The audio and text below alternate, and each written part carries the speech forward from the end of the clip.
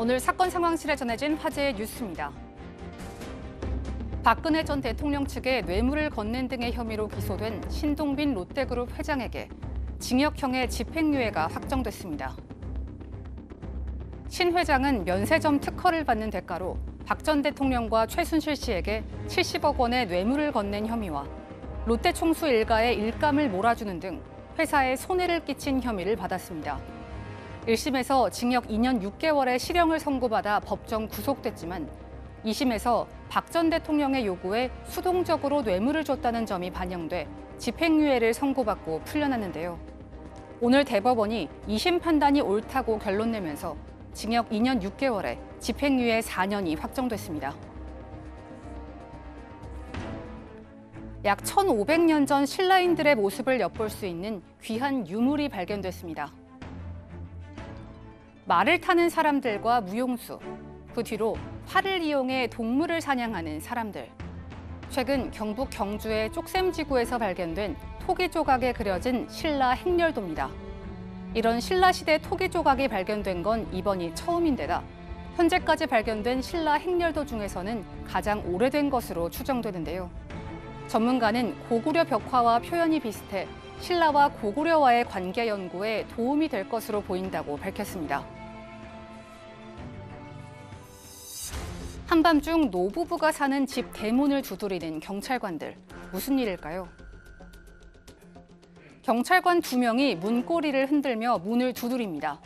인기척이 없자 급기야 발차기로 문을 열어 안으로 들어가는데요. 화재가 난 공장 근처 주택에 거동이 불편한 노부부가 산다는 이웃의 말을 들은 경찰관들이 긴급히 구조에 나선 겁니다. 어제 오전 2시 10분쯤 경기도 파주시의 한 가구 공장에서 불이 났을 당시의 상황인데요. 1시간 30분 동안 지속된 불길은 노부부의 주택까지 집어삼켰지만 이웃의 관심과 경찰관의 대처에 노부부는 무사할 수 있었습니다. 지적장애 20대 여성을 때려 숨지게 한 뒤 암매장한 일당이 재판에 넘겨졌습니다. 지난 6월 조건 만남으로 돈을 벌 수 있다며 접근해 동거를 시작한 일당은 여성을 3개월간 지속적으로 폭행해 숨지게 하고 시신을 야산에 묻기도 했습니다.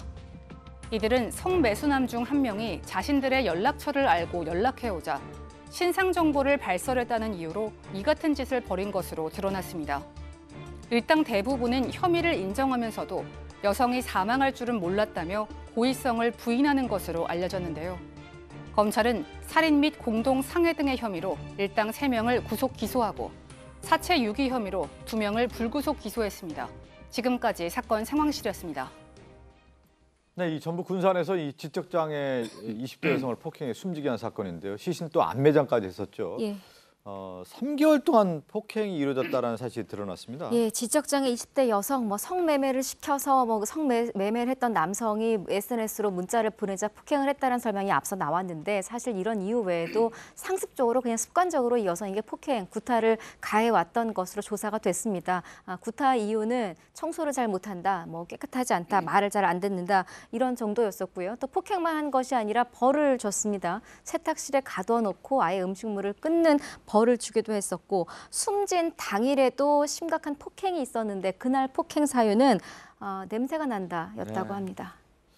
그 야산에 또 시신을 암매장하고 이 범행이 탄로날까 봐 그 장소를 오고 간 것도 드러났어요. 예, 아유 잔인합니다. 예. 상습 폭행으로 이 여성이 결국 사망을 했잖아요. 사망하자마자 이들은 그 현장에서 한 134km 정도 떨어진 경남 거창 쪽에 야산에 갔다가 이 여성을 암장을 합니다. 네. 그리고 나서 그 다음 날부터 그 현장에 5번에 걸쳐서 왔다 갔다 했어요. 그 이유가 뭐였냐면요. 혹시 시신이 외부로 유출돼 가지고 드러나면 본인들의 범행이 탄로날까 봐 걱정을 했던 겁니다. 예. 실제로요.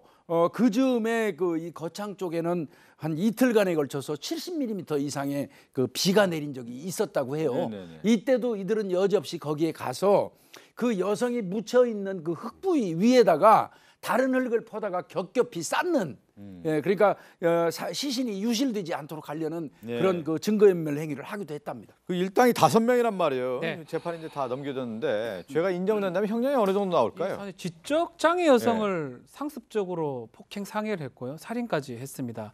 이 3명에 대해서는 뭐 중형이 예상되고요.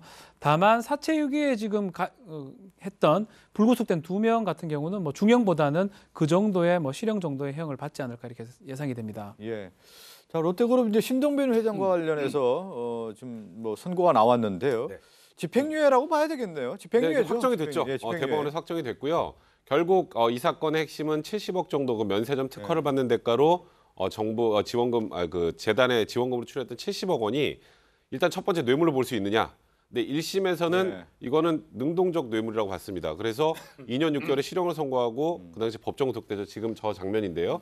그리고 항소심에서는 능동적 뇌물은 아니고 이거는 수동적 뇌물이다. 그러니까 달래서 어쩔 수 없이 줬다 쉽게 말해서. 네. 그러니까 아무래도 가벌성 측면이 좀 떨어진다라고 해서 일단 항소심에서는 2년 6개월의 집행유예로 풀어줬었는데 대법원에선 결국 이제 신동빈 회장 측은 뇌물 공여가 아니고 강요다. 강요해서 어쩔 수 없이 하는 행동이다. 그러니까 뇌물공여죄 자체가 성립이 안 된다고 주장했습니다만 뇌물공여죄 성립은 인정을 하고 항소심의 판단과 같이 수동적 뇌물공여로 판단했습니다. 그래서 네. 결국 항소심과 동일한 형량으로 원심을 확정하게 됐습니다. 뭐 이 사건 같은 경우 저희가 뭐 다루면서 그 70억 원을 제공했을 당시에 이게 묵시적 청탁이라냐, 이게 청탁이니까 뇌물이다라고 이제 봤는데 결국은 지금 얘기한 소극적인 어떤 뇌물은 맞는데 네. 이제 소극적으로 그러니까 네. 이제 한 것이기 때문에 죄질이 그렇게 높지는 나쁘지 않다라는 거죠. 적극적인 거와 이제 소극적인 어떤 맞습니다. 판단의 기준인데 그렇기 때문에 이제 집행유예가 나왔다고 지금 저희가 설명을 드렸습니다.